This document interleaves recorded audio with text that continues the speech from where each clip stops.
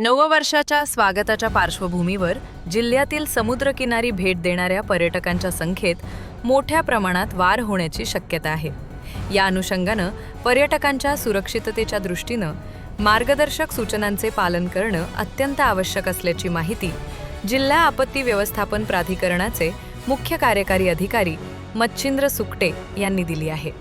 ज्या किनाऱ्यांवर लाईफगार्ड नियुक्त केलेले आहेत त्यांच्या परवानगीशिवाय समुद्रात उतरू नये, स्थानिकांच्या सूचनांचे पालन करावे, एकट्यानं समुद्रात उतरणं टाळावे, लहान मुलांवर विशेष लक्ष ठेवावे, उच्च लाटा, खोल पाणी व रीप करंट बाबतच्या सूचनांची माहिती घेऊनच समुद्रात उतरावे, हवामान खात्याचा इशारा असल्यास समुद्रात उतरणं टाळावे, मद्यप्राशन करून समुद्रात उतरू नये, समुद्रात प्लास्टिक, काच किंवा अन्य धोकादायक साहित्य नेऊ नये, रात्री उशिरा समुद्रात उतरणं टाळावे, परवानगीशिवाय बोटिंग, जेटस्की, पॅरासेलिंग ई जलक्रीडा करू नयेत।